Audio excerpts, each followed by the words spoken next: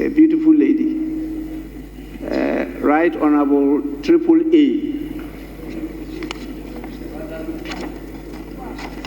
AAA, Anita Annette Amon.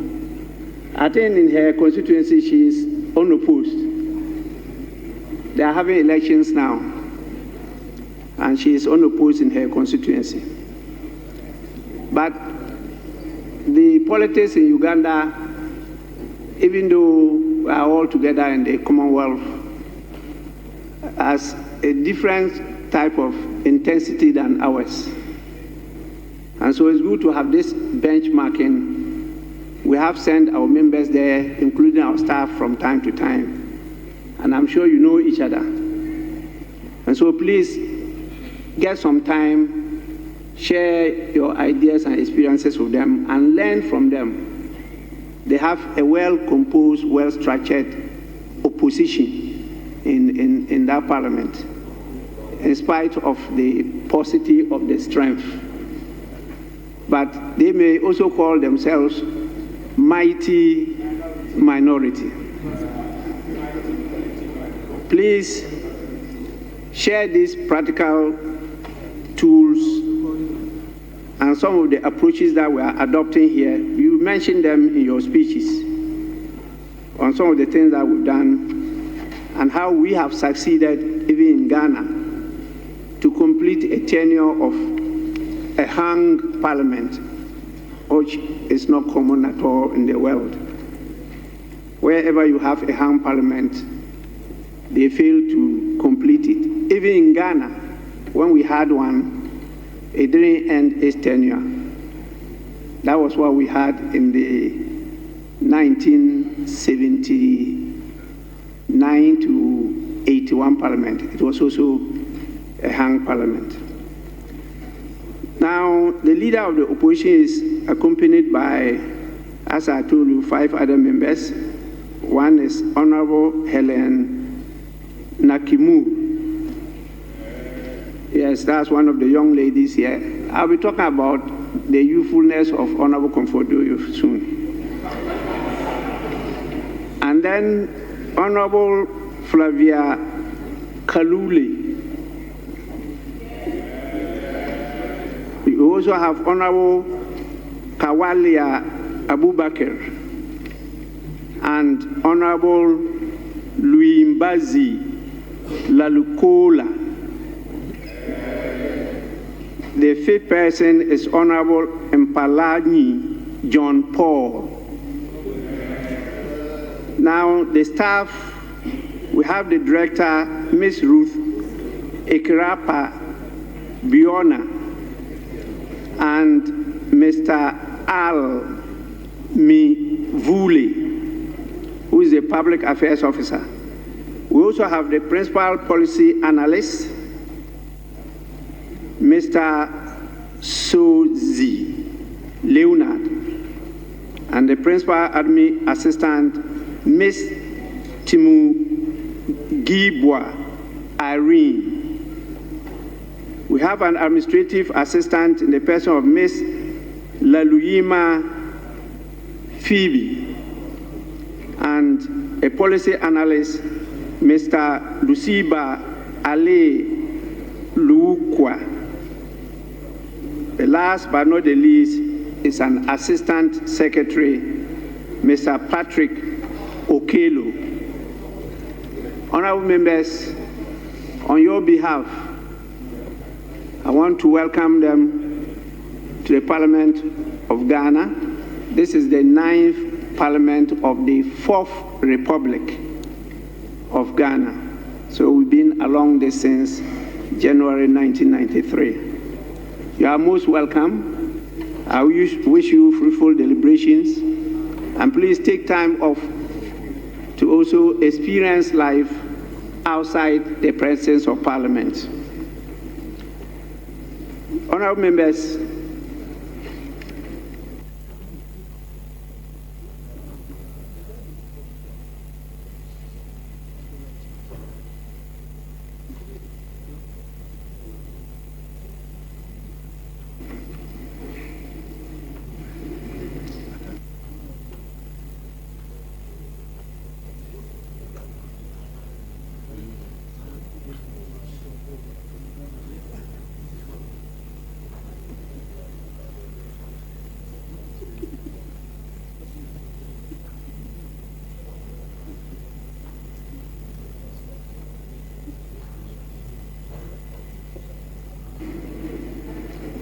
Honorable members, as I stated earlier on, they are to be with us for 1 week.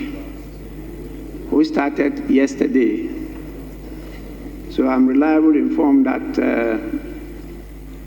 they were here yesterday and they were in the bosom of the minority leader, Osahin, for the whole of yesterday. Well, that is the proper thing to do.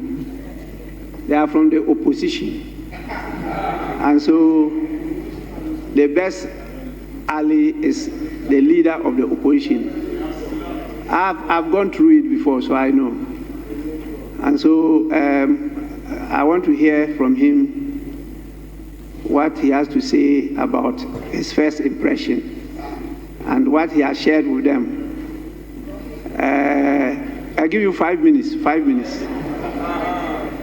5 minutes. Mr. Speaker, thank you for the opportunity to say a few words. Yes, it is true. Our friends from Uganda were my guests in Winneba yesterday. We spent a good time to share views on democracy.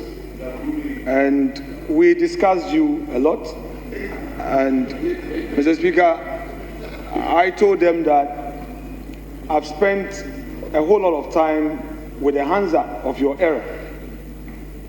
And I draw a lot of inspiration from that period of turbulence in your party.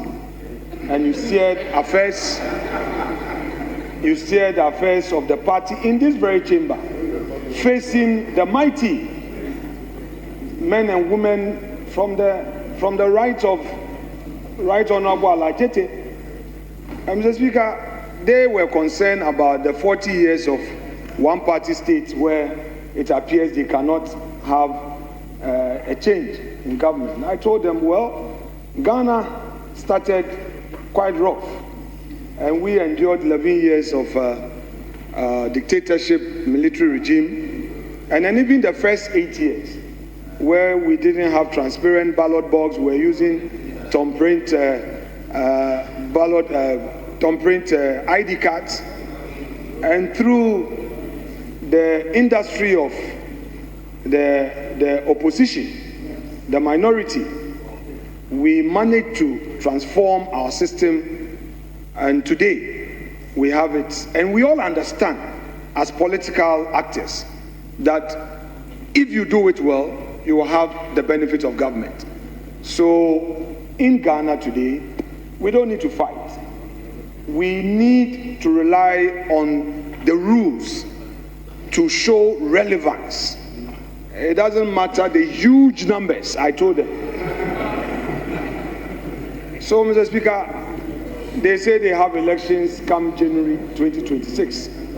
I've wished them well and told the young barrister who is leading the minority, he is 38 years. And I've told him that they need to work hard and use all the tools available. I've shared some important data with them and how we have held our own. And Mr. Speaker, I told them it's about the collective spirit and not the competition amongst themselves. The competition would only divide them, I told them, and how difficult it is to be a minority leader than to be a majority leader. Mr. Speaker, you and I know, the Honorable Ayerga is not part of our club of minority leaders. We know what it is. He's enjoying majority leader. Majority is easy. It's easy to be a majority leader, but to lead the minority, especially when you are few, is difficult.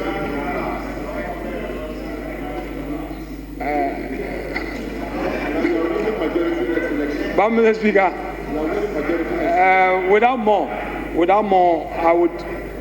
I would want to say a big thank you to you for the platform you gave to the group from Uganda. we've shared ideas. All we need is our democracy.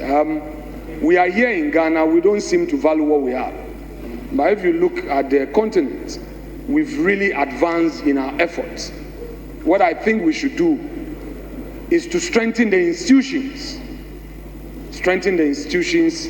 and make the institutions formidable. I'm sure if we do that, Ghana will be far better a place for others to come and learn from. Thank you, Mr. Speaker.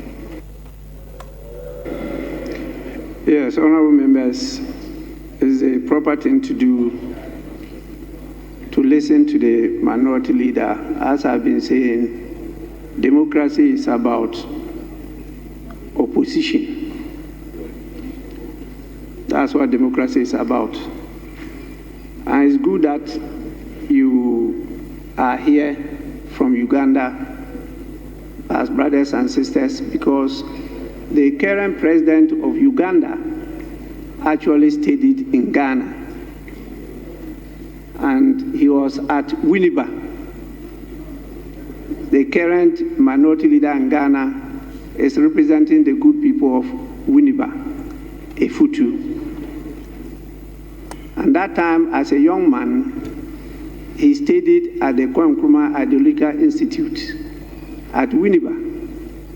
And he became a member of the Convention People's Party, CPP, before he left Ghana. So he's risen through that, and he has a lot of organizational ability. He has written a lot of books, and I have had the honor of interacting with him a number of times. And anytime I'm in Uganda, I try to meet both sides and have discussion. So you are most welcome. It's an unending journey, and sometimes very rough, but that is part of the game. Even those we see as mature democracies still also have rough times, as you can see what is happening in the United States of America. So please don't hold back anything. Share what you have with them. We are not in an island, we are in a continent. And what happens in Ghana affects Uganda, and what happens in Uganda affects Ghana. And so we are working together. But let it be known that the Honorable Majority Leader has been a pillar since 2005, when he entered this parliament. He was one of my chairmen when I was a minority leader. No, he was a ranking member to the Committee on Constitutional, Legal and Parliamentary Affairs. And I had known him since he was a student at the Ghana Law School. So he has a lot of experience in parliamentary practice. You want to add more? Yes, please. Mr. Speaker, my friends from Uganda are in the opposition. They want to come to power. So when they come to Ghana, take them to those who have successfully fought for power.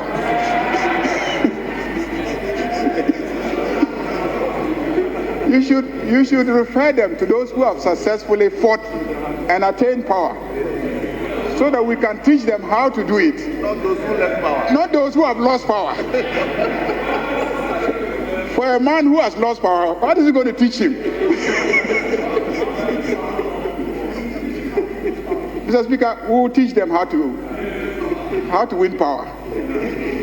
You're welcome.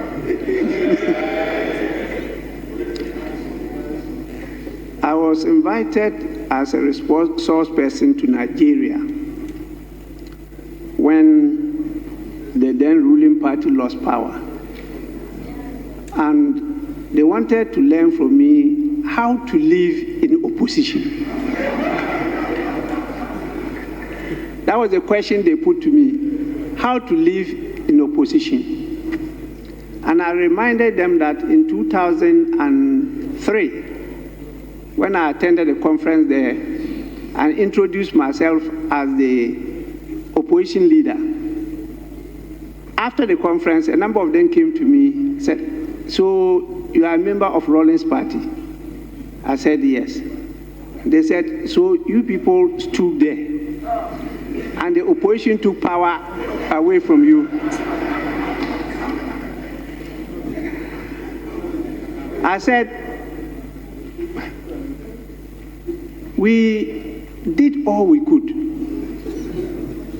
But you know, one thing that is permanent in life is change."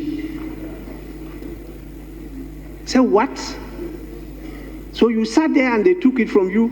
It will never happen in Nigeria." I said, "We didn't sit, we were standing." But we lost. And so when they lost the power and invited me to come and share how to live in opposition, I shared with them. In fact, I used to move with the Speaker and the Majority Leader. We're moving as a team representing Ghana. And they asked me whether I was really opposing them.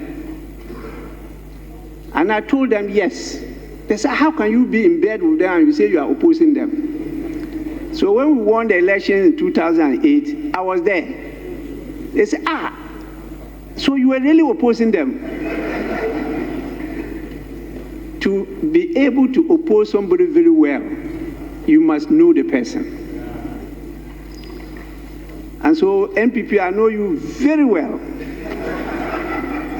I studied you from the time you were in your mother's womb up to date. So it's good that they started from the minority, but they'll definitely get in touch with you so that they can learn from you too how you manage to transit from opposition and now you are in government and a very huge majority in the House, very, very huge. And so, as one presidential candidate used to say, it is possible. Honorable members, I want to thank the House for appreciating the achievement of the delegation at the Interparliamentary Union. Really, our parliament is highly respected. It's not just the individual, but the Parliament of Ghana. We have made a lot of headlines. We've achieved a lot. And we continue to work together to achieve more. And so the delegation was made up of both sides of the House. We worked together and got the positions that they mentioned. Honorable Comfort Doyo is actually a young MP because when I met her, she was a woman organizer. And I encouraged her to contest to come to Parliament. I was able to inspire her. She contested, and since she entered Parliament, nobody has been able to beat her at her constituency. So to me, she's really a young MP, even though she is now a fourth timer, going to 16 years. So what she did was to present herself. A number of them looking at her doubted her age. And so they shouted, "You are the young MP." And she said, "Yes, I'm the young MP," but she managed to hold on to the position. And then we had to cross-check because the rules say that the MP should be less than 40 years in age, not parliamentary experience, age. And so that disqualified a lot of our women because a lot more of them are above 40 years. But we had a few that are 40 years. And I use the usual fairness in deciding, which was accepted by the delegation, that we should give it to the young lady because the others are in other groups. They are in other delegations. That is how come I zoned on the lady from Sechere Afram Plains, Mrs. Afra Nasira Jeke. Or is it Jechi? Or is it Jechi? Yeah, Jechi. Yes. So she is the one going to represent the Young Parliamentarians Forum. And please, the young parliamentarians had opted for another person. But I drew the attention to the fact that that person is already in another parliamentary delegation. And so it's fair to share, not to have one person having 2, 3 delegations, whilst others have none. So that is the fairness I applied. Sometimes some people are not happy about it. But so far as I'm alive here, that is what will continue. Honorable members, with regard to the bill, as you know, the 8th Parliament is history. So are all the businesses that were pending in the 8th Parliament. They all ended with the 8th Parliament. And so we have a new Parliament, the 9th Parliament. And therefore, what was pending there came to an end and had to be reintroduced. And so it was reintroduced. In spite of the challenges I had with the former president, it was actually transmitted to the former president. They wrote to tell us that they would not assent to it. The only constitutional error they committed was they didn't give us the reasons why they would not assent to it. And they did not also transmit the bill back to us. They imprisoned it there. And so we didn't get the bill back. So the 9th Parliament, on resumption, took back the bill, and as you recall, that's a private member's bill. And so members of this House took it up. They've gone through the whole process as detailed out in our standing orders. But as it went through the process, the new government indicated that they wanted to take it as a public bill. I personally disagreed. I made it known to His Excellency the President that this is an initiative of our people, the traditional leaders, the religious leaders, civil society leaders. Ghanaians wanted this bill passed through private members' bill. And so be it. We'll process it as private members' bill.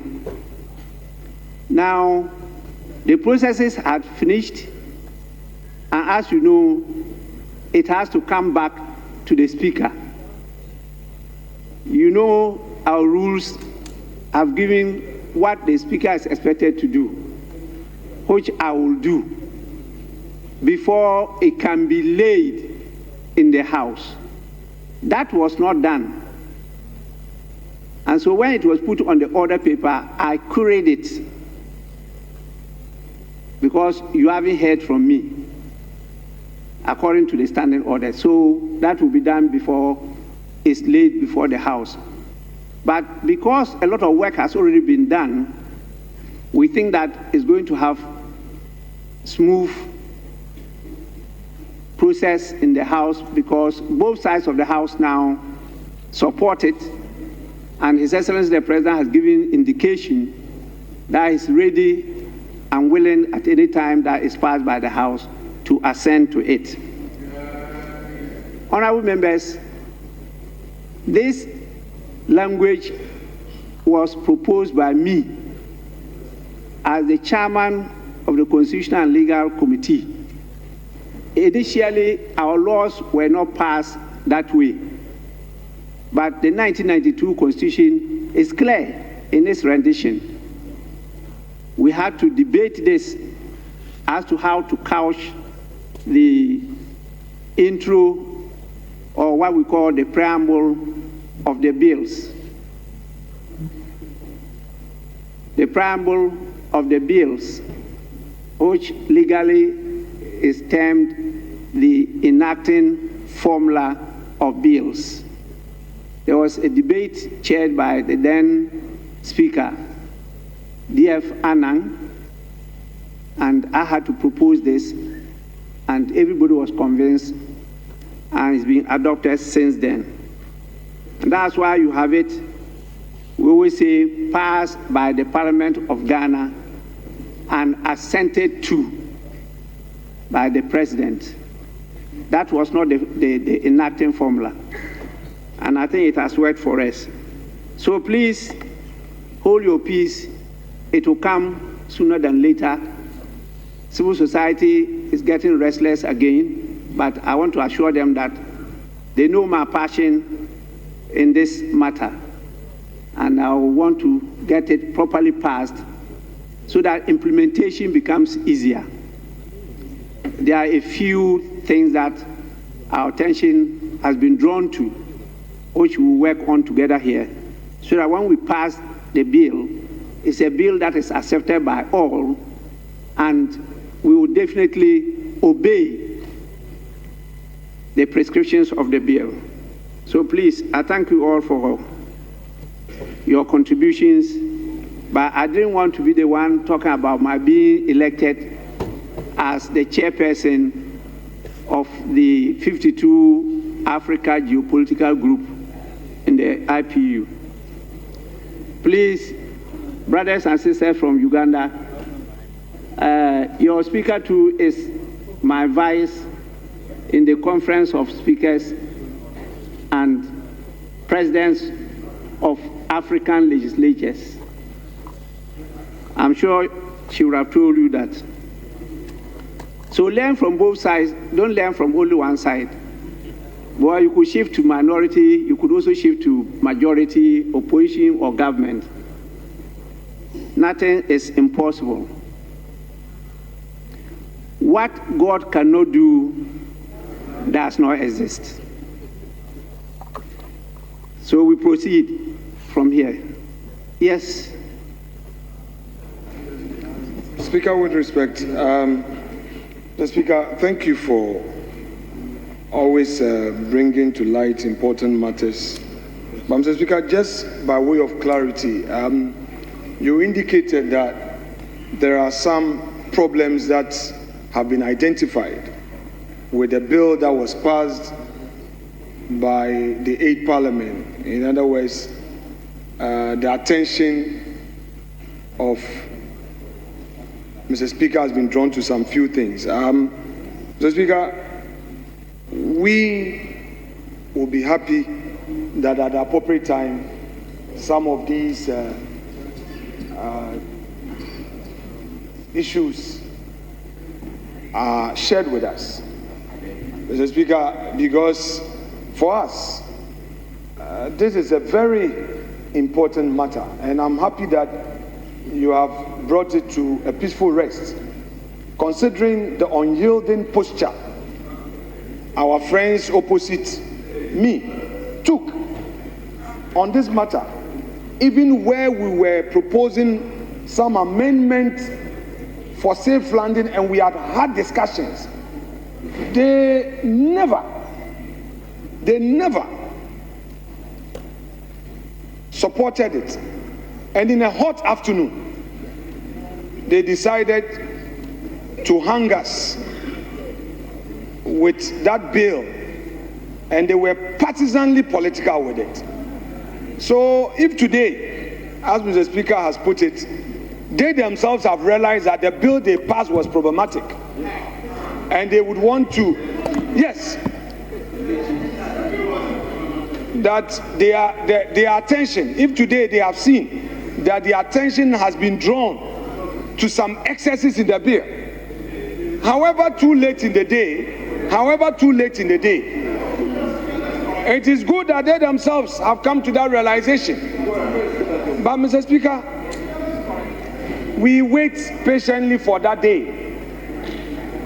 But, Mr. Speaker, our friends must know that sometimes when they place a rat poison on another man's tongue, it will not take too long for they themselves to taste that rat poison. We are patiently waiting for this LGBT bill. We are patiently waiting for the corrected version.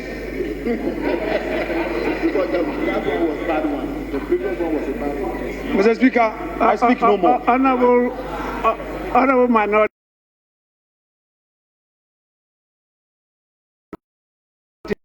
Leader, don't read different meaning into what I said. Just wait. You know, Mr. Speaker is very open. So whatever it is, I'll let you know. But there's no corrected version or this and that. No. It may be an improvement, but that doesn't mean a corrected version.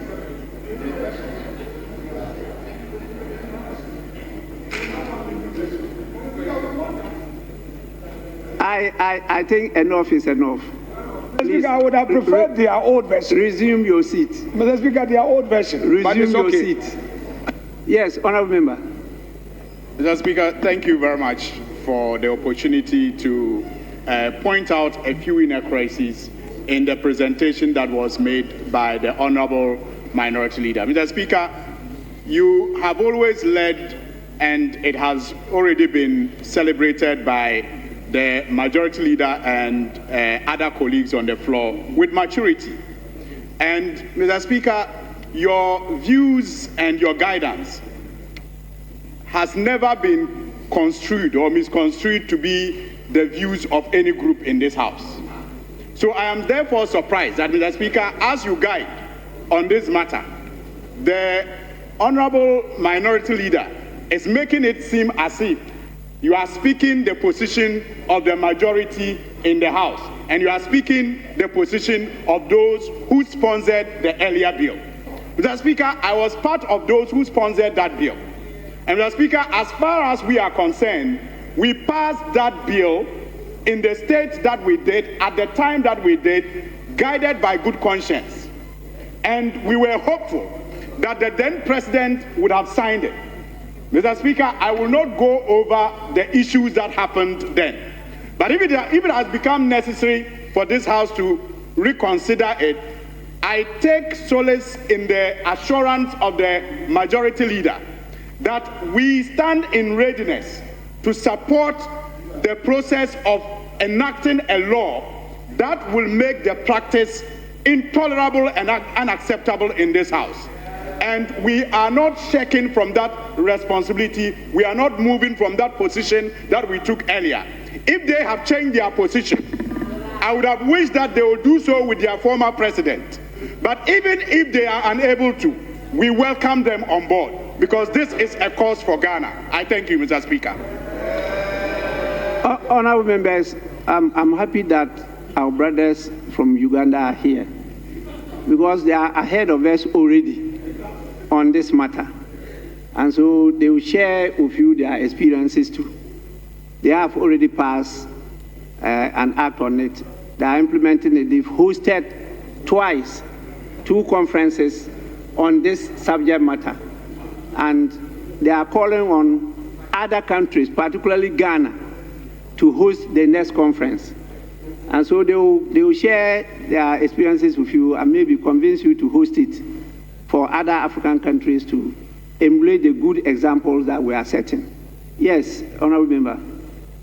Thank you very much, Right Honourable Speaker. Mr. Speaker, I just want to respectfully observe that I listened to you very carefully when you were giving the guidance. Mr. Speaker, because the matter that was dealt with in this House in your absence, which the Majority Leader invited you to clarify, was a matter of great concern to me. Mr. Speaker, and I was very eager to pick your direction and guidance on the matter. Mr. Speaker, you resolved two matters, as I understood it. The first one, Mr. Speaker, you resolved the matter of whether or not the bill is pending, which therefore can be assented to by the President. And Mr. Speaker, you guided, you gave the direction that the 8th Parliament dissolve with all its uncompleted acts. And therefore, the bill which was passed in this House died with the 8th Parliament, no longer exists. Mr. Speaker, quite clearly, that position is in consonance with the position taken by the minority leader and this side of the House. And with the greatest respect to the majority leader, I'm sure the majority leader himself will concede that the position he articulated or submitted in respect of that particular matter is at variance with the guidance the Speaker rightly gave. Then the second one, Mr. Speaker, which is what the Honorable Suini spoke to. Mr. Speaker, you said there have been certain proposals to make the bill better, and which is what the minority leader pointed out, that if you have realized that the bill that was passed by the 8th Parliament was not fit for purpose, and therefore, Mr. Speaker, and therefore you have found it necessary. Mr. Speaker did not give specifics as to what are the specific proposals or variations to make the bill better.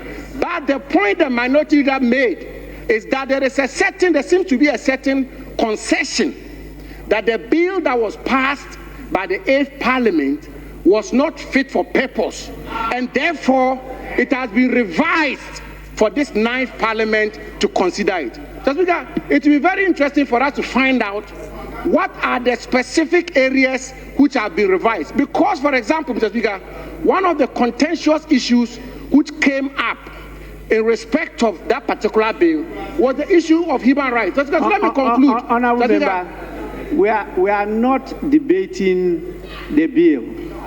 Now you are going into contents. You are now not talking referring to what I said or what he said, but you are not going into contents. But we are not discussing or debating any provision of the bill. And you still don't know what I meant by the statements.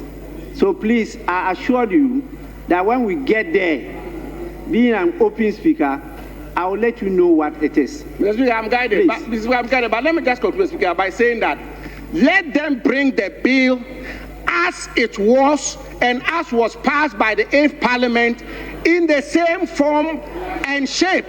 Don't change it. Mr. Speaker, don't water it down. What the Ghanaian people want is to have a law which promotes good sexual conduct in Ghana and which prevents LGBTQ. Don't go and change the 8th Parliament bill. Don't go and water it down. Don't go and revise it and bring it to the 9th Parliament and have the President assent to it, assent to a bill which is not fit for purpose. We want the 8th Parliament bill for the 9th Parliament to consider. Verbatim, don't change it. That's the point. I thank you, Mr. Speaker. Please. Honourable member, what we are talking about is not a bill coming from the majority side. What we are talking about is a private member's bill co-sponsored by both sides of the House. Even in the 8th Parliament, it was co-sponsored by both sides of the House. It was not from one side. It is still the same co-sponsorship of both sides of the House. You have not seen the contents, and that's why I said you hold your peace. When we get there, you get to know what I refer to. Please. But I know that this is the highest political or partisan platform of any democratic country. And so you can keep on chipping at it with your political game. But the truth will remain the truth. Nothing can happen to it. So please wait until I inform you about the situation then we can take it on and debate. Majority Leader, may we move on to urgent questions? Mr. Speaker, I do agree, but I was hoping that the same minister could lay his papers before answering the questions. So if you indulge me, Mr. Speaker, if we could vary the order of business to take item 10 and then we now take the questions. The paper is to be laid by the same minister, so he will just bow to the lane and then start answering the questions. Yes, minority bench. Mr. Speaker, we don't have any difficulty in that. Well, honorable members, in accordance with our standing orders, vary the order of business for today and move straight to item 10 at the commencement of public business, presentation of papers. Minister for Health. Annual statement by the Audit Committee of the Pharmacy Council for the year 2024. Annual statement by the Audit Committee of the Nursing and Midwifery Training College for the year 2024. Honorable members, the two papers, item 10, Roman 1 and Roman 2, are accordingly referred to the Committee on Health for consideration and report to the House. Honorable members, let's now go back to item 7, urgent questions. We have two urgent questions. Standing in the name of the Member of Parliament for Afija, Secretary East, and Lambuse. So we start with the one standing in the name of the Honorable Member for Afija, Secretary East, 7A. Honorable Member for Afija, Secretary East. Honorable members. Mr. Speaker, I'm here. Minority side. Oh.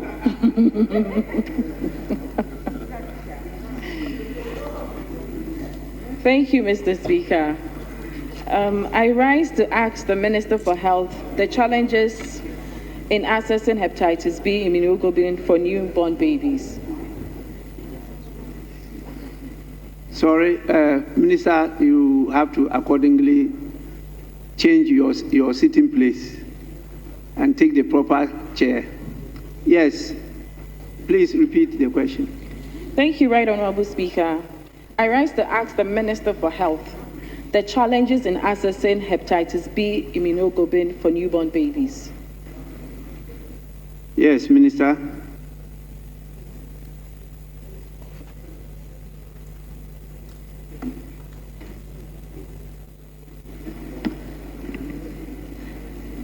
Mr. Speaker, I'm grateful for the opportunity.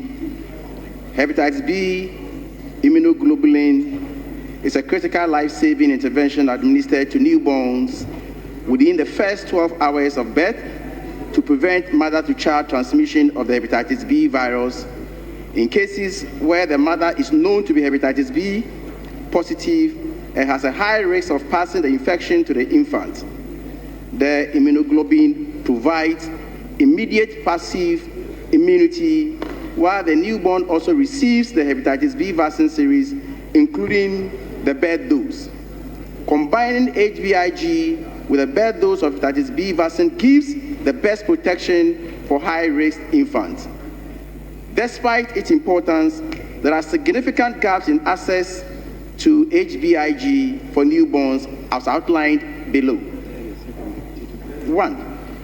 Non-inclusion in the National Health Insurance Authority reimbursement list. HBIG is currently not listed among the reimbursable medicines under the National Health Insurance Scheme, limiting its accessibility at the point of care. Limited availability. The product is typically sourced from the open market, while a few regional hospitals maintain limited stocks.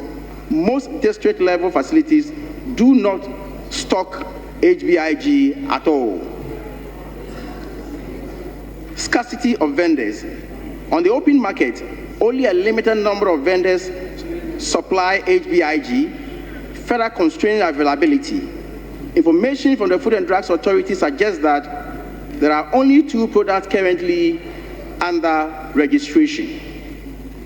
High cost and payment terms. HBIG is relatively expensive and is sold strictly on a cash and carry basis, exacerbating access challenges for low-income families. 5, public health programs, i.e. the routine immunization package.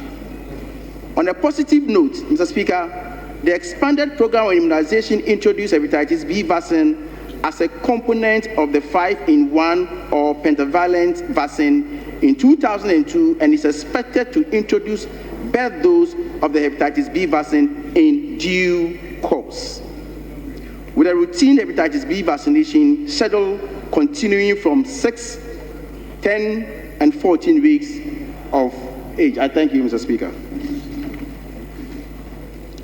Honourable Member, any supplementary questions? Thank you, Mr. Speaker.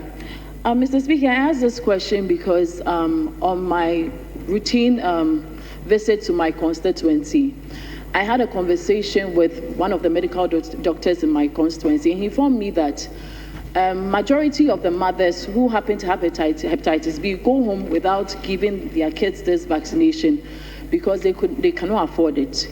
And the frightening aspect about this is that he mentions that the lifespan for such a child is 25 years. I wanted to find out from the minister if that is the case, and what is the ministry doing about it? Thank you. Yes, Minister. Thank you, Mr. Speaker. As I indicated in my response, I agree that it's very expensive in the market, but I can assure you that government is going to include it in the routine or the traditional immunization very soon, very, very soon, maybe first quarter of next year.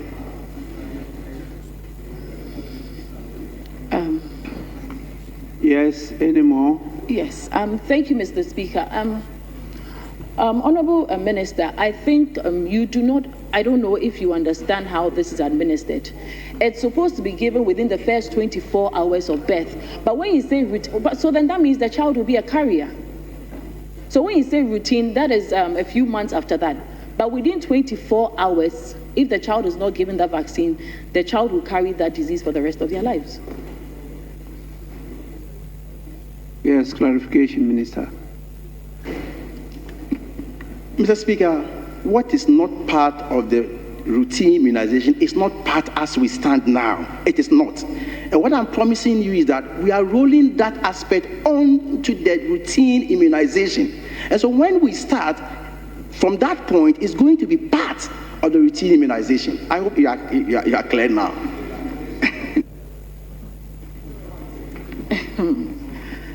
Thank you, Mr. Speaker. I think... Please, let her finish her last question. Yes, please. So then I think, Honourable Minister, you're still not getting me, but that is fine. I wanted to, my last question, when do you plan on rolling that out? Thank you. I thought he answered that. He did. Yes, Honourable Member. Thank you very much, Mr. Speaker. Mr. Speaker, the minister's answer to the question raised by the honourable member suggests that the cost of this immunization for hepatitis B is expensive, and that due to the cost requirement, most parents are not able to offer that. He again states in his response that government intends to include it in the routine immunization. And he goes further to give us timeline, that first quarter of next year. Mr. Speaker, the question I want to find out from the minister, what has been the analysis of the cost and how will it impact on the health insurance, considering the fact that we are still facing problems with the funding for health insurance, Mr. Speaker? Thank you very much. Honourable members, let me just read a communication from His Excellency the President, dated 24th October 2025. Right Honourable Speaker, absence from Ghana. in accordance with Article 59 of the 1992 Constitution of the Republic of Ghana, I write to formally notify you of my intention to travel outside the country for an official working visit to Bamako, Mali, on Monday, 27th October 2025, and return same day. That was yesterday. Additionally, I'll leave the country on Tuesday, 28th October 2025 for Paris, France, to participate in the 8th edition of the Paris Peace Forum, scheduled to take place from 29th to 30th October 2025. Following this engagement, I will depart Paris on 31st October 2025 for Cairo, Egypt, to attend the opening ceremony of the Grand Egyptian Museum on 1st November 2025. I plan to return to Ghana on 1st November 2025.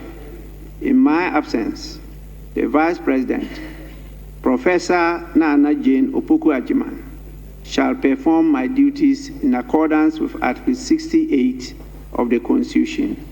Signed, John Dramani Mahama. Honorable members, the second Deputy Speaker to take the chair. Yes, Minister, I'm sure you heard the member loud and clear. Mr. Speaker, since the honourable member is veering into figures, I do not have the figures available at the moment, and he may fire the appropriate, question, and I'll come back with the figures. I don't have the figures available now.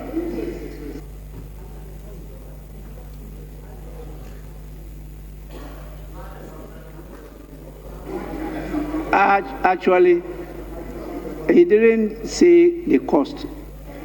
He said what goes into the cost. So we're looking for the ingredients, the various things that go into the cost. But if it's just how much does it cost, that is specific, then you can give that. But if you say what goes into it, it means you have to analyze and see the elements that come together to make the drug cost that much. I hope I got you clear. Mr. Speaker, my question was in two phases. The first part of it was... No. The first part of the question... The first part of the question was very clear as to the cost. And the second part was to the analysis of the cost in respect of the health insurance. So that is the second part. So if the minister is telling that he doesn't have the figures and he will provide this house with the figures, it's a very valid answer.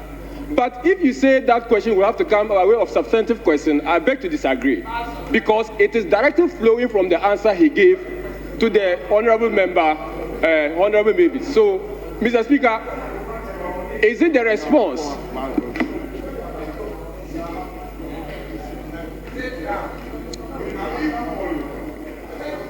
Be standing. This will be standing. Yes.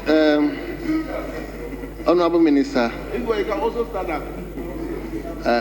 are you saying you should be given time to come back or what? Yeah, Mr. Speaker, I will make the cost available to the House. Well. Let me go to Bimbila. No. Honourable Yindam. Thank you, Right Honourable Speaker. Mr. Speaker, looking at the birth rates in this country and looking at the cost involved, which you admitted,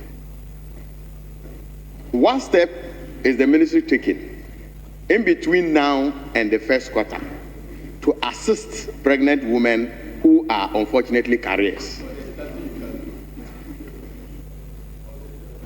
Yes, Honourable Minister.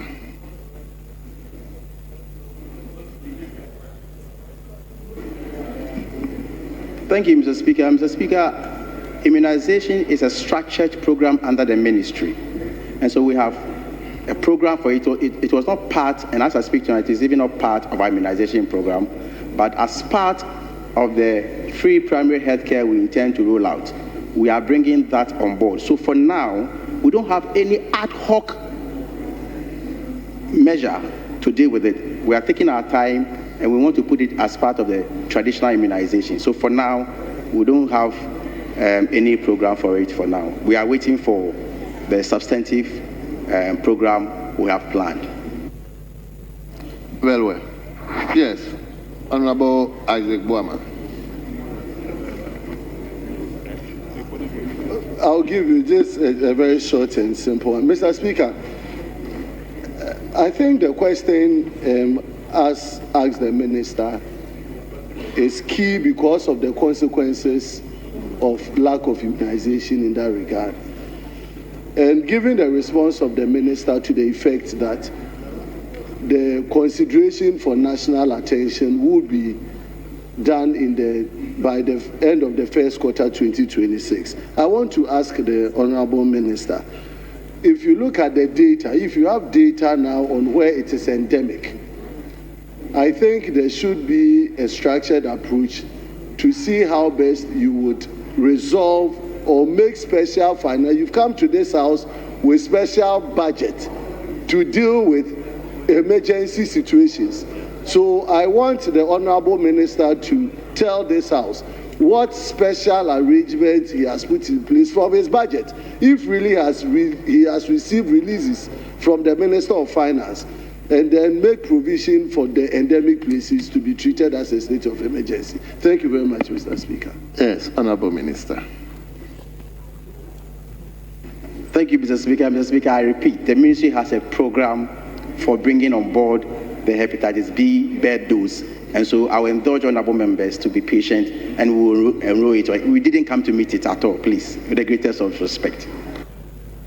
Thank you very much. Leader. Mr. Speaker, according to the minister, government will soon introduce immunization to save lives. But what I find curious is the fact that though hepatitis B affects a chunk of our population, in fact, Mr. Speaker, record from Ghana Health Service gives a data which is in excess of 1 million being infected, yes. And I've had, yes. I made a statement on this on the House floor. They estimate almost 10% of our population infected by hepatitis B. What is quite curious is the fact that the HIV/AIDS, we have this antiretroviral, and that is for free. May I know from the minister, in view of the effort being made for the immunization to be free very soon, are there plans by the ministry to also add hepatitis B treatment to the category of HIV/AIDS? Because, Mr. Speaker, they all depend on the antiretroviral for treatment. And one effect of this hepatitis B is that it leads to liver cancer. And the deterioration is faster than the most feared HIV/AIDS. All over, people are suffering. And it's not only through sex that people get infected. Even sweat alone, the food. Yes, food, drink is there. Body contact alone can cause the infection. So, Mr. Speaker, can the minister make that disclosure if there is any such plan? Yes, Minister.